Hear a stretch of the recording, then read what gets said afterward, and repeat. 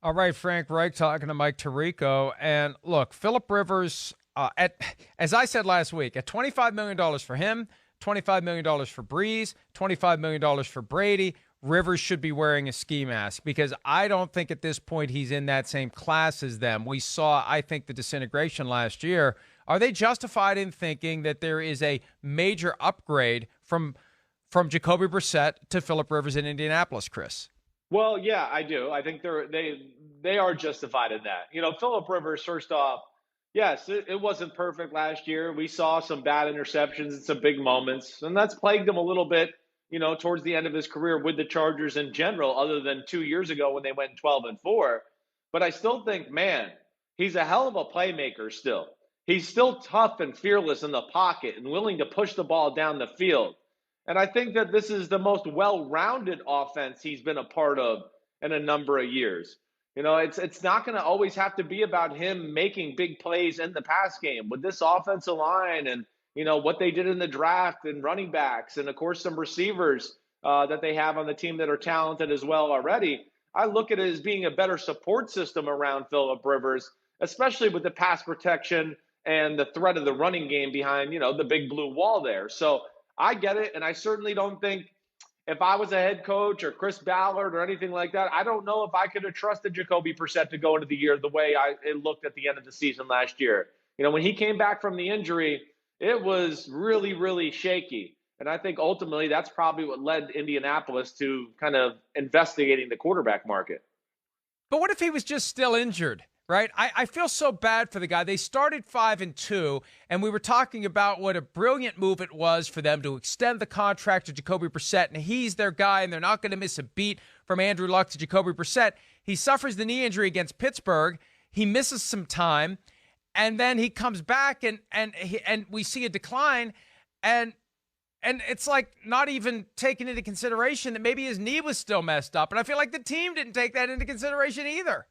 Well, no, listen, that's very real. First off, when you do miss time, it's not always easy to just jump back out in there. Oh, there's my dog barking. Somebody must be walking to the house. But it's not always easy just to jump back in there, and just hit the ground running again and execute on a really high level. It's not, man, my dog, somebody's barking back there. Yeah. But either your way, barber's coming back. Your check bounced. Your barber's coming back. But I think, again, Mike, at the end of the season, it wasn't just like there was a number of bad throws, bad decisions, missed targets to where I think it went beyond just the normal, oh, he's injured and we're going to give him the benefit of the doubt. I think there was some really perplexing things going on there. And I just remember a few times watching games too, watching Frank Reich and him sitting there going like, oh, he doesn't know what to call right now because he doesn't trust his quarterback. I just felt like I saw that look on his face a number of times towards the end of the year. But I think it's possible, Chris, and look, you would know better than I on this, but if you come back from that injury, maybe earlier than you should have, and the injury is affecting you, and your game is starting to dip, and you start to maybe press a little bit more, even if the knee is better, you feel like you're in a rut that you just can't get out of, that nothing is working. What is wrong with me? What is happening here? And the next thing you know, you completely fall apart. No, I mean, you're exactly right. And I've been there in that situation. Like I said, it is not easy. You're right. Because you come back and there, you probably wasn't 100% healthy. We know you don't get to practice. And all of a sudden you're in a game and you're like, whoa, I'm not comfortable here, let alone I don't feel totally 100%. Oh, man, we've been losing. We got to win this game. I got to start pushing the envelope. And you're right. It could filter into making a lot of bad decisions or doing stupid things at the quarterback position. I think ultimately what we saw here is, though, a team that Chris Ballard and Frank Reich probably look at and go, we think we're ready for a playoff run.